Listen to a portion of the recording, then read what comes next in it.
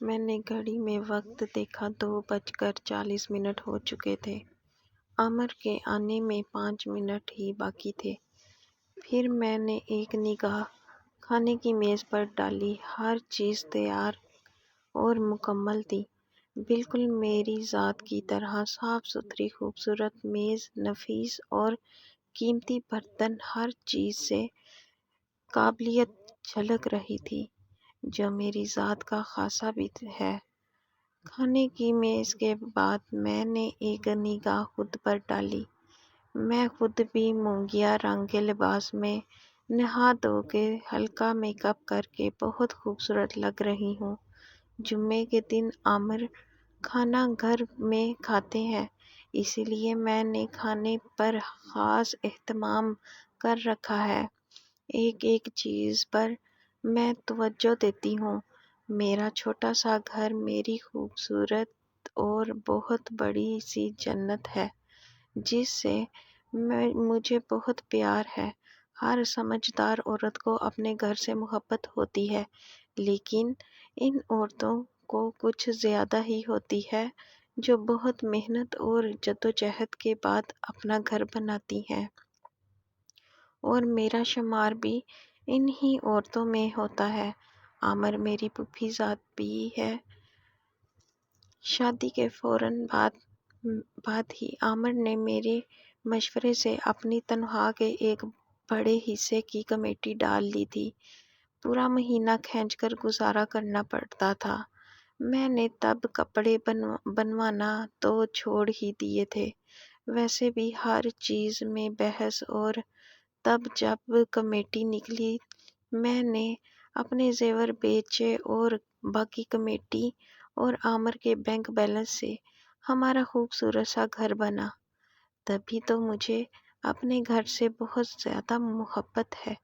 اس گھر کے ایک ایک کونے کو میں نے محبت سے سنوارا ہے۔ میرا گھر میری جنت ہے جس کی میں بلا شرط غیر مالک ہوں۔ صرف ایک کمی ہے ہماری زندگی میں، اور وہ ہے اولاد۔ جی ہاں، شادی کے 9 سال گزر جانے کے باوجود ہم اولاد کی نعمت سے محروم ہیں، اور مجھے معلوم ہے کہ میری گود خالی ہی رہے گی، کیونکہ کمی عامر میں نہیں مجھ میں ہے۔ جب مجھے اپنے وجود کے اس خالی پن کا پتہ چلا تو مجھے بہت دکھ ہوا، لیکن پھر میں نے سوچا کمی مجھ میں ہے تو اس کی سزا عامر کو کیوں ملے۔ میں چاہتی تھی کہ عامر اولاد کی خاطر دوسری شادی کر لیں، لیکن عامر نہیں مانے۔ انہیں مجھ سے بھی اتنی ہی محبت ہے۔ میں اپنی جنت میں مگن بہت خوش اور مطمئن ہوں۔ شاید بہت کم عورتیں ہوتی ہیں اپنی خوش اور مطمئن زندگی گزارنے والی۔ اولاد نہ ہونے کے باوجود میں شک جیسی بیماری سے کوسوں دور ہوں۔ میں نے عامر کو آزاد چھوڑا ہوا ہے کیونکہ مجھے پتہ ہے وہ میرے ہیں اور میرے ہی رہیں گے۔ دروازے پر گاڑی کا ہارن ہوا۔ میں خیالات میں چونکی اور ان کے استقبال کو کھڑی ہو گئی۔ عامر کمپنی کے کام کے سلسلے میں ہفتے بھر کے لیے کوئٹہ جا رہے تھے۔ میں نے اکیلے گھر میں رہنے کی بجائے امی کے گھر جانے کو ترجیح دی۔ امی کا گھر کوئی دور نہیں، بالکل پاس ہے۔ مجھے امی کے گھر گئے تھوڑی دیر گزری تھی کہ فریدہ چچی آ گئیں۔ مجھے وہاں دیکھ کر انہوں نے ناگواری ظاہر کی، اور امی نے بھی اس کو واضح طور پر محسوس کیا۔ جب سے میری شادی عامر کے ساتھ ہوئی تھی تب سے چچی نے مجھ سے خدا واسطے کا بیر باندھ لیا ہے۔ نہ آتی کرتی ہے، نہ کبھی میرے گھر آتی ہے۔ عامر سے بھی خود سے مخاطب نہیں ہوتی۔ آج شام کو ردا کی منگنی کی رسم ہے، آ جانا تم۔ انہوں نے مکمل طور پر مجھے نظر انداز کیا اور امی سے بات کرنی شروع کر دی۔ اس رشتے کے لیے ہاں کر دی آپ نے؟ وہ تو عمر میں ردا سے بھی بہت بڑا ہے اور وہ پہلے سے شادی شدہ بھی ہے۔ امی کو بہت حیرت ہوئی تھی۔ ظاہر ہے کسی رشتے کے لیے تو ہاں کرنی ہی تھی ہم نے۔ میری بیٹی کا نصیب کسی اور نے جو چھین کر اپنا مقدر بنا لیا۔ چچی تو نظریہ فکرہ اچھال کر چلتی بنی اور میرا چہرہ اتنی واضح طنز پر لال ہو گیا۔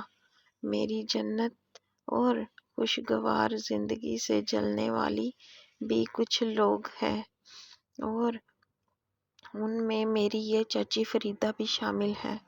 ان کا خیال ہے میں نے عامر کو ردا سے چھیننا ہے کیونکہ عامر ردا کے بچپن سے منگیتر تھے، مگر عامر نے خود ہی میرا انتخاب کیا تھا کیونکہ ردا جیسی چپ چاپ دبوسی لڑکی عامر کے معیار کی تھی بھی نہیں، جسے نہ کوئی فیشن کا پتہ تھا نہ دنیا داری کا۔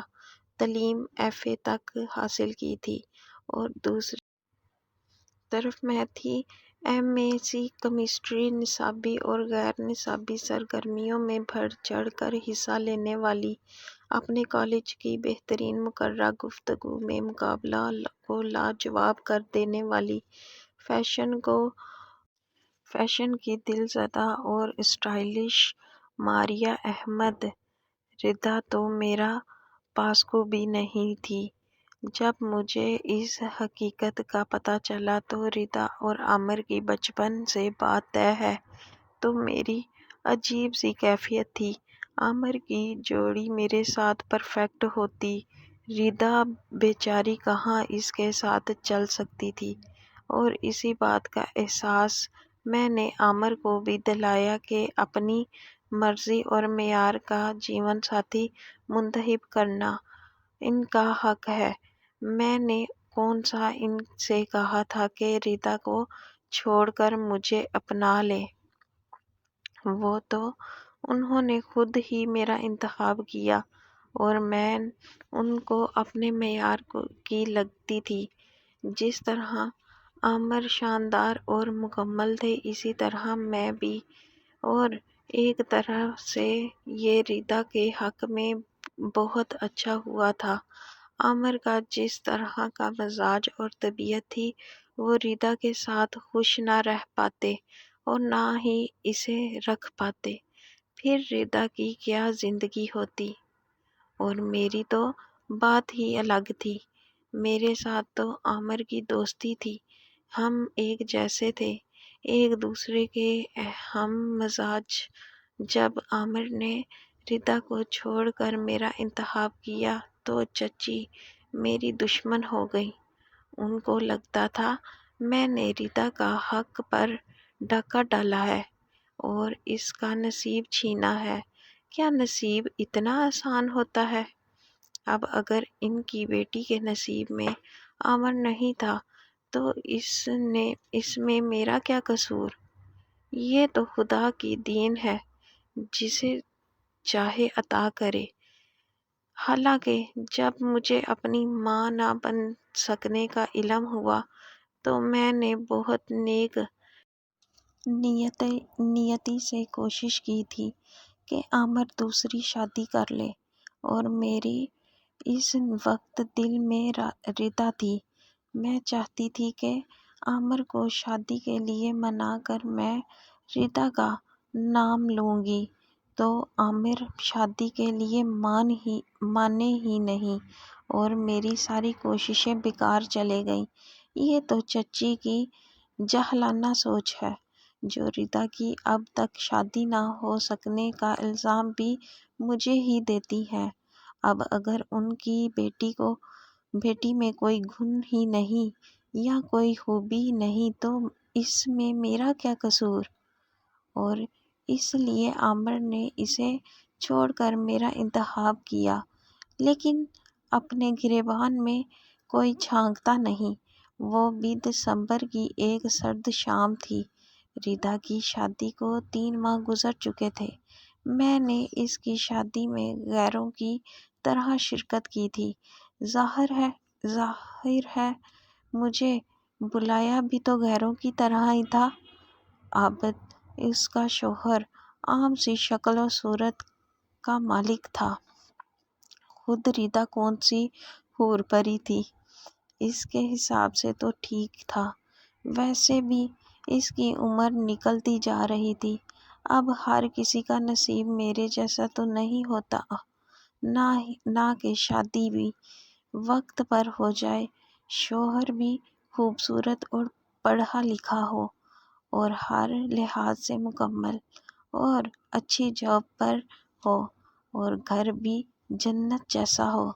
ردا کے شوہر کو دیکھ کر میں اپنی زندگی اور اپنی جنت پر کچھ اور زیادہ مطمئن اور مسرور ہو گئی۔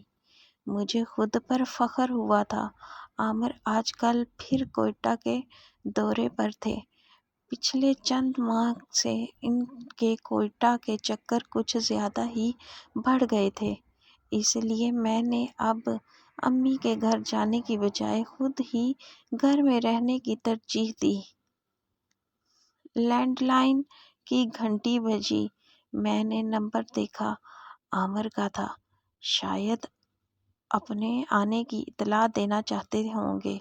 میں نے مسکراتے ہوئے فون اٹھایا۔ ارے ماریا، کیسی ہو؟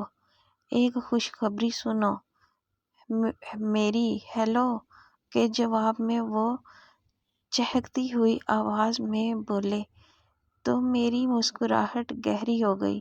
شاید عامر اس بار کو کچھ بہت ہی اسپیشل تحفہ لا رہے تھے۔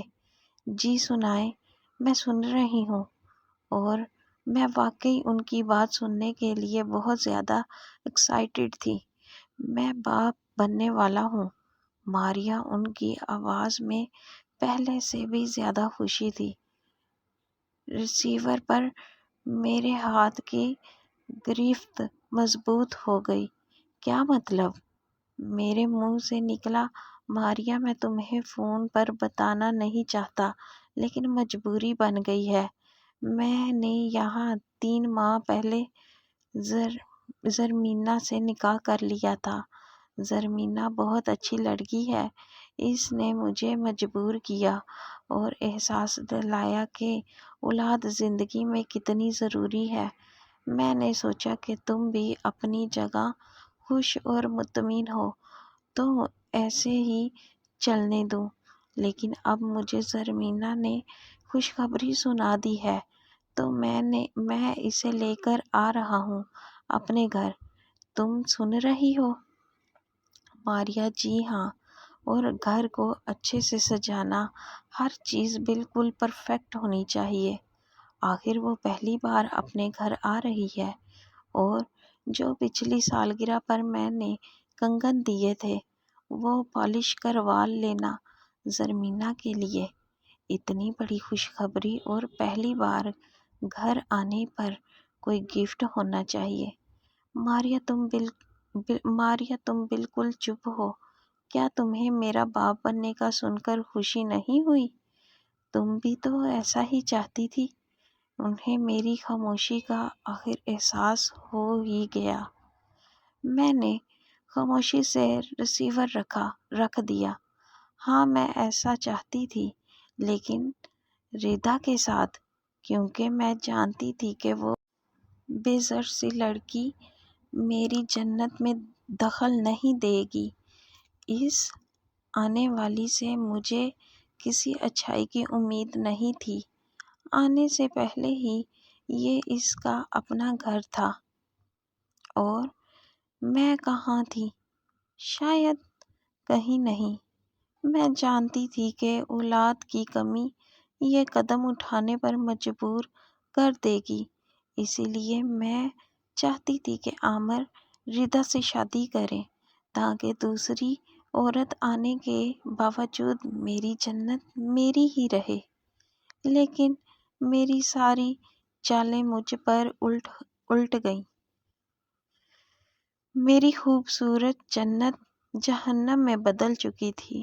ایک چال تم چلتی ہو اور ایک چال اللہ چلتا ہے، اور بے شک اللہ بہترین چال چلنے والا ہے۔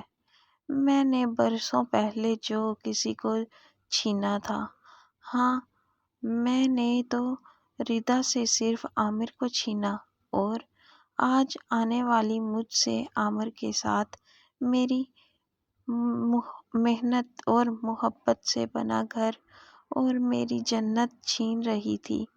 خدا واقعی بہت بڑا عادل ہے۔ سب کچھ چھین جانے کے بعد مجھے یہ اعتراف کرنے میں کوئی عار نہیں کہ میرے دل میں کھوٹ تھا اور میری نیت خراب تھی۔